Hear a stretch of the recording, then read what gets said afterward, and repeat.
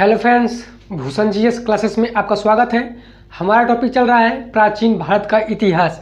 प्राचीन भारत के इतिहास में हमने प्रागैतिहासिक काल को डिस्कस किया। उसमें हमने देखा पाषाण काल, मध्य पाषाण काल और नवपाषाण काल को, इनको हमने डिस्कस किया। अब हम देखेंगे आज आद्य ऐतिहासिक काल।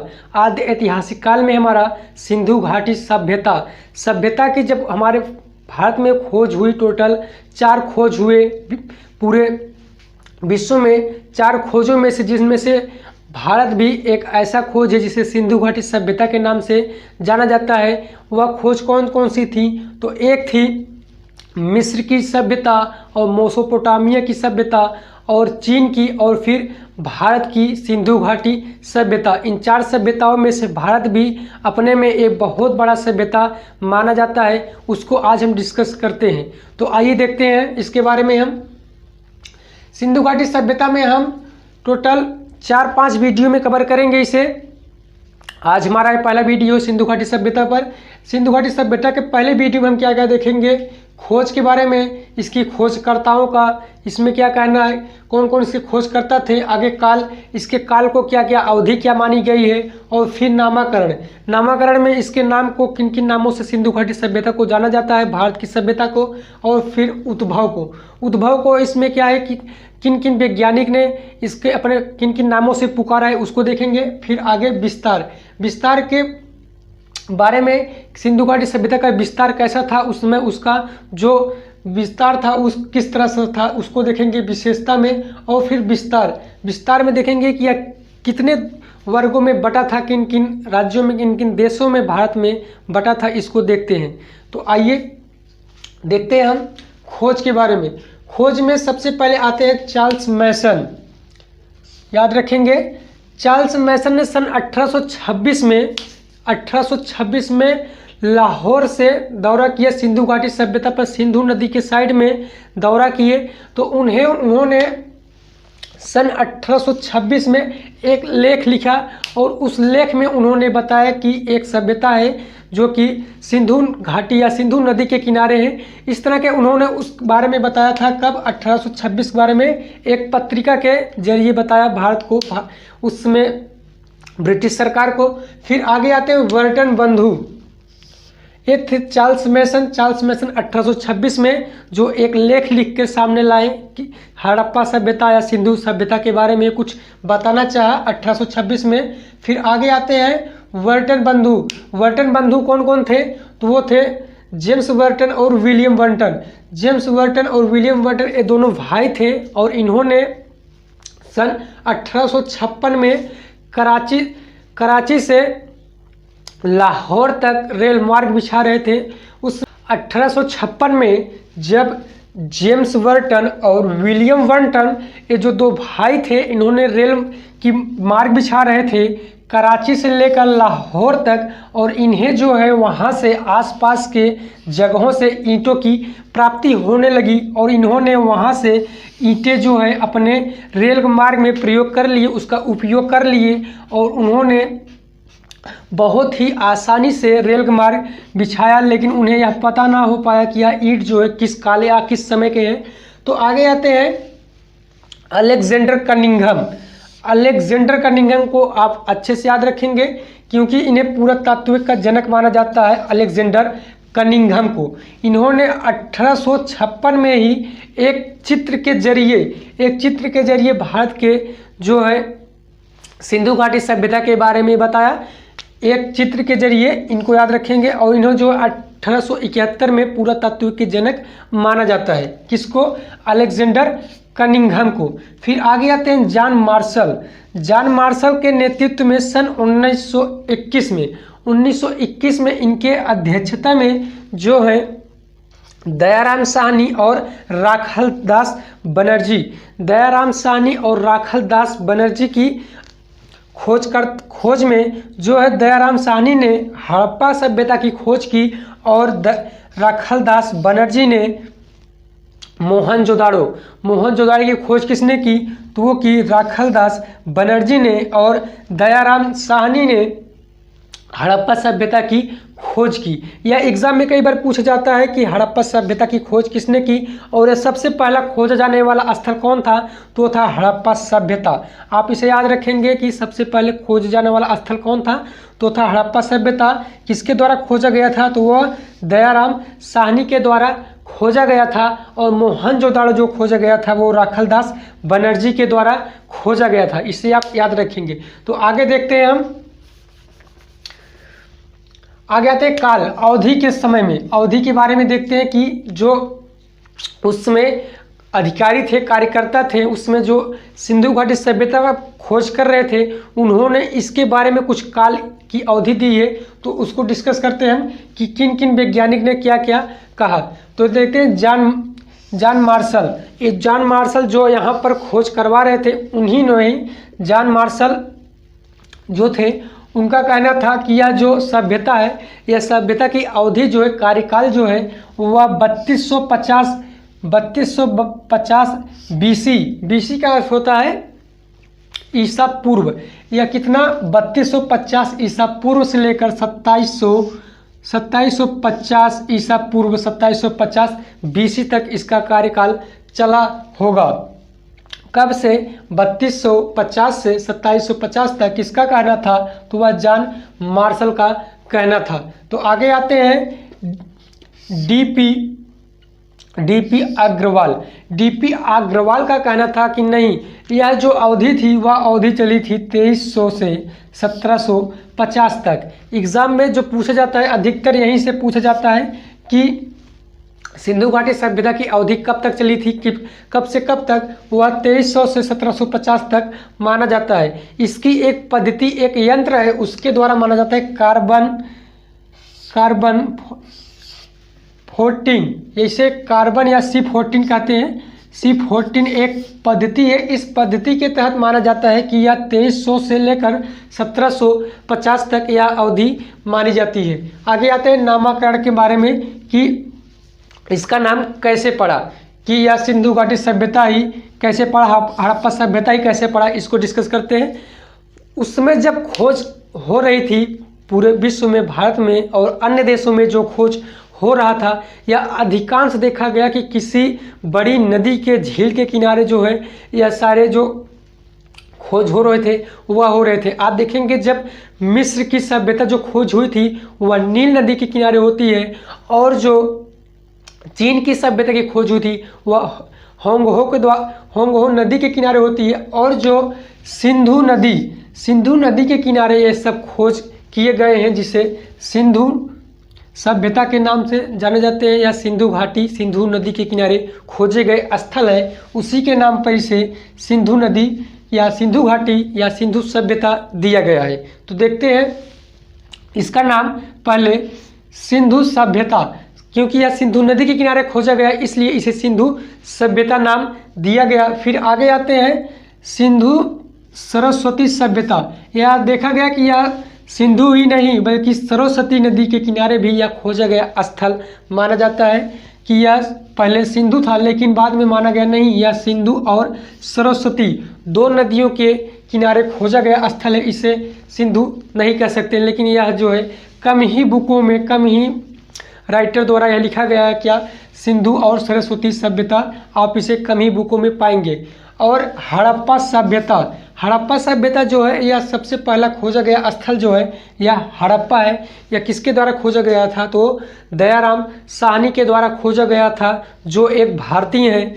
दयाराम साहनी और राखालदास बनर्जी जो थे वह दोनों इंडियन थे, उन्हीं के द्वारा खोजा गया, और उन लोगों का मानना था नहीं यह हड़प्पा सभ्यता है, लेकिन बाद में डिस्कस किया गया कि नहीं इसे सिंधु घाटी सभ्यता कहा जाता है। तो इस तरह के इसे अन्य नाम से जाना जाता है, आप इसे भी याद रखेंगे। एग्जाम में यह किसी भी नाम से पूछा जा सकता है, हड़प्पा सभ्यता या सिंधु सरस्वती सभ्यता या सिंधु घाटी सभ्यता। फिर आगे आते हैं हम उद्भव के बारे में देखते हैं। उद्भव का अर्थ क्या है कि इसमें जो थे दो मत थे, एक विदेशी मत थे, एक स्थानीय मत। इन दो विदेशी मत का अर्थ क्या है कि उसमें जो विदेशी वैज्ञानिक या विदेशी अधिकारी थे, क्योंकि उसमें जो है ब्रिटिश कंपनी का भारत पर कब्जा था, इसलिए उन लोग जो थे वह उनका क्या कहना था और जो इंडियन थे उनका क्या कहना था, इसको देखते हैं। जो विदेशी मत थे, विदेशी मत जैसे मार्शल हलीवर और चाइल्ड टीडी और कौशाम्बी, इन लोगों का क्या कहना था, इसको देखते हैं। तो जैसे हो गया हमारा ये भारत की सभ्यता, और इधर साइड में आप आएंगे तो यहाँ पर पाएंगे मोसोपोटामिया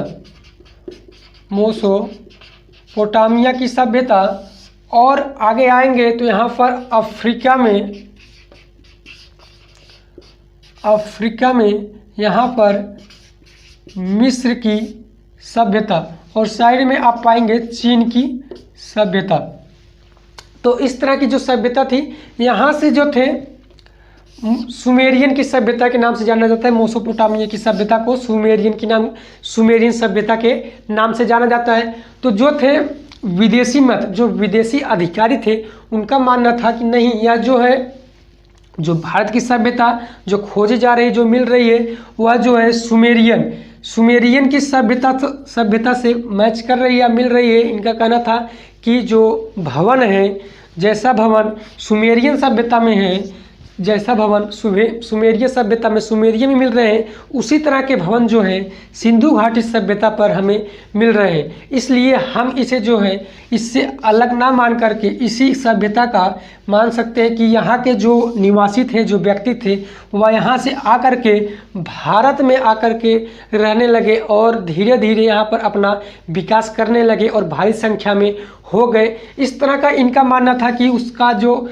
घर है, जो इसमें भवन थे, सुमेरियन की भवन थे, उस तरह के भवन जो है हमें भारत में भी मिल रहे हैं, उनका ये मानना था। और जो यहाँ पर सिक्के हैं ढाले जाते हैं, जो कॉइन थे, वो कॉइन भी जो सुमेरियन की कॉइन है, वह भारत में भी उसी तरह के कॉइन पाए जा रहे हैं। और जो कई त्यौहार थे वह सुमेरियन की जो है त्योहारों से भारत के त्योहारों का मैच हो रहा था। इस तरह का इनका मानना था। जो विदेशी मत थे वह कह रहे थे कि भारत जो है एक अलग निवासी ना थे, ये लोग जो थे सुमेरियन से आकर के यहाँ पर बसे थे। इस तरह का इनका मानना था। लेकिन जो स्थानीय मत थे जैसे द्रविड़ आर्य, ये लोग, इनका कहना था, जैसे राखलदास, आप देखेंगे राखलदास बनर्जी जो इंडियन है, इनका कहना था नहीं, इनका कहना था कि जो द्रविड़ है, द्रविड़ जाति के हैं, द्रविड़ जो है, ये लोग आकर के यहाँ पर बसे और यहाँ पर रहकर विकास करने लगे। क्योंकि जो सुमेरियन की सभ्यता है उससे मैच तो कर रहा है, लेकिन जो यहाँ की नालियों का निर्माण है, पक्की भवनों का निर्माण है, और उसमें देखा जा रहा था कि कुछ वर्ग बटे हुए थे दो भागों में, कुछ उच्च वर्ग माने जाते थे, कुछ निम्न वर्ग माने जाते हैं। इस तरह का जो है भारत में देखा गया, कुछ अंतर पाया गया इससे, और इसलिए इनका कहना था कि नहीं, यह जो है सुमेरियन की सभ्यता से मैच नहीं कर रहा है, इसलिए यह जो है सुमेरियन की सभ्यता से अलग है। आगे आते हैं आर्य, जो थे टी.एन. रामचंद्र का कहना था नहीं, ये जो थे आर्य थे, ये कौन थे, यह आर्य लोग थे और आकर के भारत में रहने लगे और एक विकास जो है भारत में बनाया गया। और लक्ष्मण स्वरूप पुष्कलर, लक्ष्मण जो थे, लक्ष्मण स्वरूप पुष्कलर का भी कहना था नहीं, यह जो भारत जो है वह सुमेरियन की सभ्यता से मैच ना कर रहा है। इस तरह का जो स्थानीय मत थे, कुछ इसमें विदेशी भी अपना मत दिए कि यह जो है सुमेरियन की सभ्यता से मैच नहीं कर रहा है, और कुछ जो विदेशी मत थे उनका कहना था कि यह जो है सुमेरियन से मैच कर रहा है। यह थे उद्भव में हमने देखा कि यह विदेशी मत और स्थानीय मत क्या थे। तो अब आते हैं हम विशेषता के बारे में। विशेषता के बारे में हम देखेंगे कि यह इसकी विशेषता क्या थी, उस समय जो सभ्यता थी वह कैसी सभ्यता थी, उनका जो रहन सहन था, उनका अपना विकास करने का किस तरह का नज़रिया था, उसको देखते हैं विशेषता के बारे में। इसमें पहले हम देखेंगे नगरीय सभ्यता इनकी कैसी थी। तो वह ये जो थे एक अच्छी नगरीय सभ्यता थी। जैसे आप जब भारत में इसकी देखेंगे, आज जब उसमें खोज हो रही थी, जब 1956 में यह खोजा जा रहा था, तो उसमें टोटल 40 या 50 ही स्थल हमें मिले थे। लेकिन वर्तमान समय में आप जब देखेंगे भारत में लमसम 925 सभ्यता और पाकिस्तान में करीब 575 सभ्यता और अफगानिस्तान में टोटल 2 सभ्यता खोजे गए हैं। टोटल लमसम 1500 सभ्यता मानी जाती है तब से लेकर अब तक। उसमें 40 या 50 थी और वर्तमान समय में करीब 1500 सभ्यता हो गई है। नगरीय सभ्यता में हम देखते हैं कि नगरीय सभ्यता कैसी थी, तो उनका नगरीय सभ्यता काफ़ी अच्छा था। वो लोग जो थे एक विकसित थे, जैसे पक्की भवन थी और पक्की नालियाँ थीं।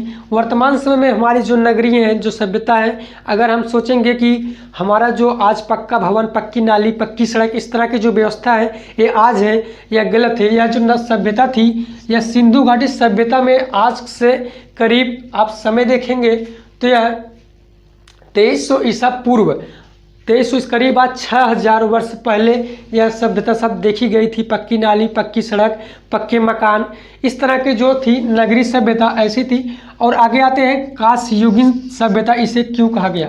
कांस्ययुगीन सभ्यता इसे कहा जाता है, सिंधु घाटी सभ्यता को कांस्ययुगीन सभ्यता के नाम से भी जाना जाता है। आप जब पढ़ेंगे, आप इसे जब पढ़ेंगे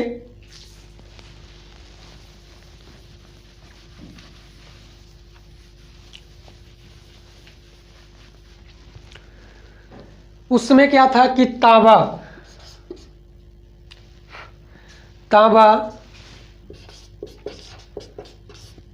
और टीन को मिलाकर कांस्य का निर्माण होता है।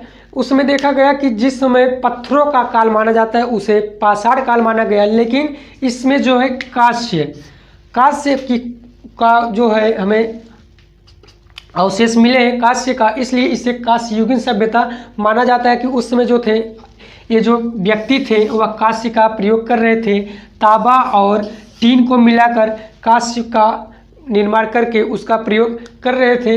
फिर आगे आते हैं आदि ऐतिहासिक। हमने देखा पाषाण काल। भारत के इतिहास को हम 3 भागों में बांटते हैं। पहला हमारा प्राचीन भारत का इतिहास, और दूसरा मध्यकालीन भारत का इतिहास, और तीसरा है इतिहास। उसमें हम देखते हैं आदि ऐतिहासिक और प्रागैतिहासिक, और तीसरा इतिहास। प्रागैतिहासिक काल में हमें लिखित साक्ष्य भी ना मिले हैं और उसे पढ़ा भी नहीं गया है। उसे सिर्फ कुछ ही जगह पर उसके अवशेष मिले हैं, जिससे हम अनुभव लगाते हैं कि यह किस काल का, किस समय का होगा। और जो हमारा आदि ऐतिहासिक है, इसमें हमें जो अवशेष मिले हैं उस अवशेष को पढ़ा नहीं गया है। इसमें कुछ लिपि मिली है, कुछ चित्र मिले हैं, जैसे इस तरह का चित्र हो गया और इस तरह का चित्र हो गया, इस तरह का चित्र हो गया। इस तरह से कुछ हमें चित्र मिले हैं जिससे हम पढ़ नहीं सकते, जिसे पढ़ा नहीं गया है, उससे हम आदि ऐतिहासिक काल कहते हैं। इसमें हमें लिखित साक्ष्य तो मिले हैं लेकिन इसे पढ़ा नहीं गया है, इसलिए इसे आदि ऐतिहासिक काल कहते हैं। आगे आते हैं शांति प्रिय सभ्यता। सिंधु घाटी सभ्यता को शांति प्रिय सभ्यता भी कहा जाता है, क्योंकि हमें जो है इस सभ्यता में औजार कुछ भी ना मिले हैं। जैसे आज के समय में तलवार, भाला आदि इस तरह के जो आदमी अपने बचाव के लिए या मारपीट के लिए उपयोग करते थे। जैसे आप देखेंगे इसके पहले जो राजा महाराजा हुआ करते थे वह किस तरह का अस्त्र शस्त्र प्रयोग कर रहे थे। इस तरह का हमें जो है सिंधु घाटी सभ्यता में इस तरह के अवशेष कुछ भी ना मिले हैं, इसलिए इसे शांतिपूर्वक सभ्यता माना जाता है। कि उसमें जो लोग रह रहे थे वह युद्ध ना कर रहे होंगे, क्योंकि जब उस तरह के अवशेष नहीं मिले हैं तो इससे अनुभव लगाया जा सकता है। तो आगे देखते हैं व्यापार प्रधान। यह जो थे व्यापार प्रधान देश माना जाता है, क्योंकि जो थे यह इलाका था, इनका जो सभ्यता थी उस समय यह जो व्यापार पर अपना ज़्यादा निर्भर थे। क्योंकि आप एक फिल्म आई होगी देखेंगे मोहनजोदाड़ो, उस समय उनका जो ऋतिक रोशन का एक मूवी आया है मोहनजोदाड़ो, उसमें देखेंगे कि उसमें जो सभ्यता थी वह टोटल निर्भर थी व्यापार पर। आज भी हमारा जो शहर है वह किस पर निर्भर है? वह व्यापार पर भी निर्भर है। जो हमारे वर्तमान समय में जो शहरें हैं वह व्यापार पर ही निर्भर है, इसलिए इसे जो है माना जाता है कि ये व्यापारिक जो है व्यापार प्रधान सभ्यता माना। इस तरह से हम मान सकते हैं कि उस समय जो लोग थे वह व्यापार पर ही ज़्यादा निर्भर हुआ करते थे, क्योंकि आप जब देखेंगे उस समय चीन की सभ्यता और मेसोपोटामिया की सभ्यता, मिस्र की सभ्यताओं से उनका काफ़ी मेल जोल था, इसलिए उस समय व्यापार की सभ्यता माना जाता है। उसमें भी लोग जो थे वह व्यापार को ज़्यादा प्राधान दिया करते थे। आगे आते हैं विस्तार के रूप में। विस्तार के रूप में उसमें भी काफ़ी फैले हुए थे। भारत में आप जब पढ़ेंगे, भारत में कई राज्यों में उनका अवशेष मिले हैं और वर्तमान में टोटल 925 अवशेष मिले हैं भारत में। और इस तरह से इनका विस्तार भी काफ़ी फैला हुआ था। और राजनीतिक स्थिति कैसी थी? राजनीतिक स्थिति भी काफ़ी अच्छी थी और आर्थिक स्थिति भी काफ़ी अच्छी थी। उस समय आर्थिक स्थिति में उस समय उस तरह के व्यक्ति, उस समय जो व्यक्ति थे उस काल में, वो लोग भी अपने समय में हिसाब किताब रखना और बट्टा जैसे लेन देन करना, इस तरह का जो है रख रहे थे अपने समय में। आगे आते हैं सामाजिक स्थिति। सामाजिक स्थिति भी उस समय उनका काफ़ी अच्छा था और समाज में भी वह काफ़ी अच्छे से अपना जो है रहन सहन कर रहे थे। और उसी से हमें लगता है, जिससे जो खोज में मिला है कि हमें उनका जो अस्त्र शस्त्र नहीं मिले हैं, इस तरह से माना जाता है कि सामाजिक जो इनकी स्थिति थी वह काफ़ी अच्छी थी। आगे आते हैं हम संस्कृति पर। उनका जो है संस्कृति कैसी थी? तो संस्कृति जो थी वह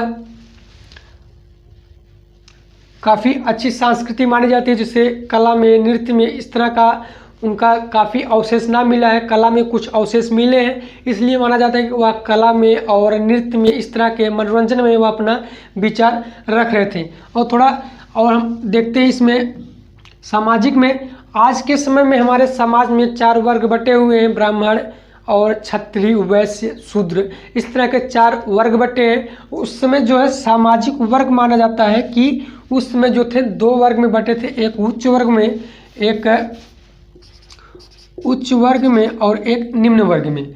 उच्च वर्ग का अर्थ क्या है कि उसमें जो व्यक्ति थे वह, जैसे बड़े लोग जो थे वह, उनका मकान काफ़ी ऊंचाइयों पर पाया गया है। और जो निम्न वर्ग के जो थोड़ा छोटे व्यक्ति थे उनका मकान जो निचले स्तर पर पाया गया है। और बड़े बड़े मकान जो है एक अलग स्थान पाए गए हैं, छोटे मकान अलग स्थान पाए गए हैं। इस तरह का अनुभव लगाया जाता है कि उसमें भी व्यक्ति जो थे वह 2 भागों में बटे थे, ये जो सामाजिक तौर से। और हमने संस्कृति देखा। और जो ये हमारा टॉपिक है विस्तार और राजनीतिक, आर्थिक और सामाजिक और संस्कृति, यह जो है जब आप मेंस की तैयारी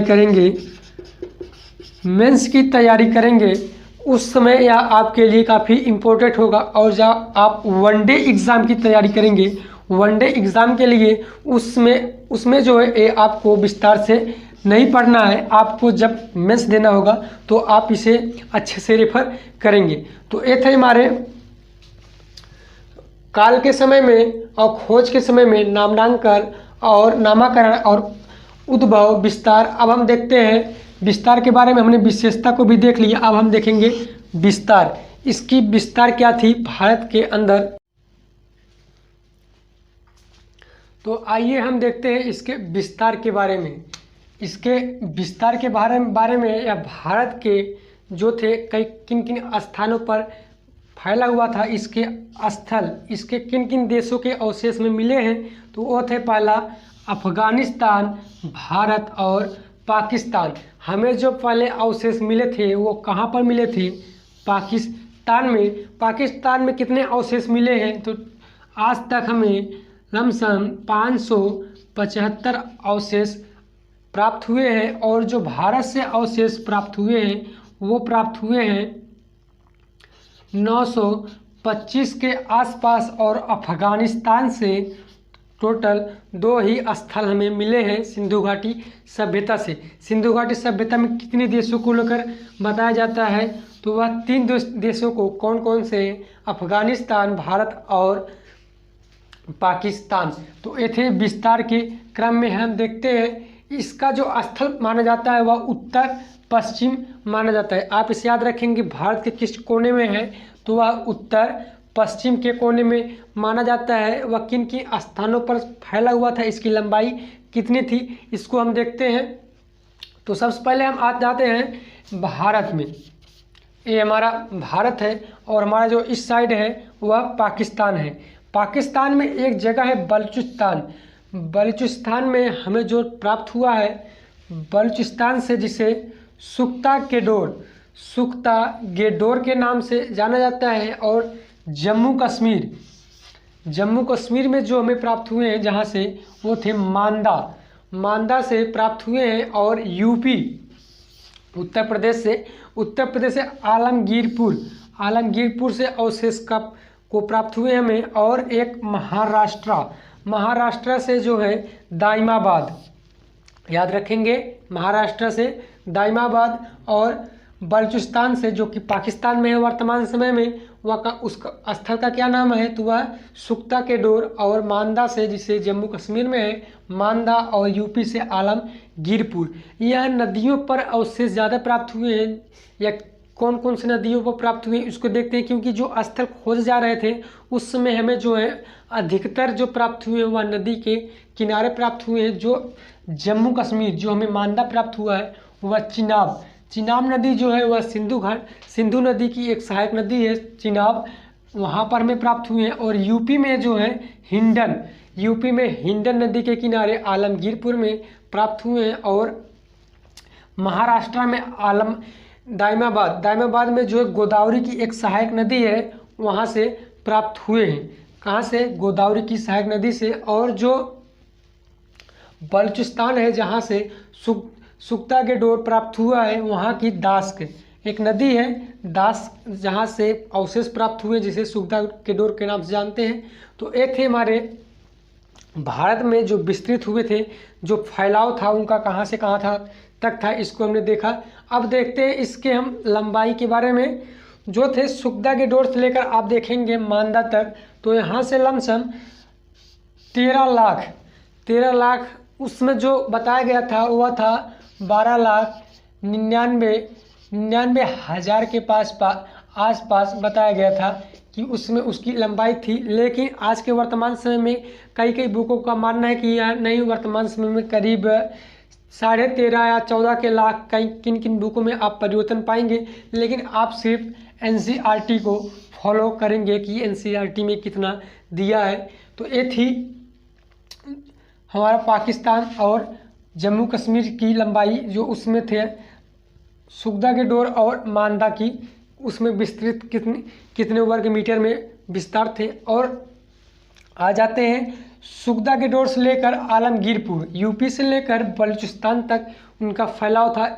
उन समय उनकी जो लंबाई थी वह 1600 किलोमीटर थी। आप इसे याद रखेंगे, कितना? 1600 किलोमीटर थी। कहाँ से? सुख्ता गेडोर से लेकर आलमगीरपुर। और देखें हम जम्मू कश्मीर से लेकर महाराष्ट्र में इनकी लंबाई कितनी थी, वह थी 1400 किलोमीटर। भारत में कहाँ से? जम्मू से लेकर महाराष्ट्र में जो दाइमाबाद तक 1600 किलोमीटर थी। तो ये थी भारत की कुछ स्थल, जिन्हें हम प्रमुख स्थल के नाम से जान देंगे कि यह किन किन स्थानों में इनका हम लंबाई कितनी थी उसको डिस्कस किए कि कितने स्थानों को लेकर फैली थी। हम अगले वीडियो में इसको कवर करेंगे कि यह भारत के किन किन राज्यों में क्या क्या अवशेष में प्राप्त हुए, किन किन राज्यों से प्राप्त हुए हैं, उसको डिस्कस करते हैं।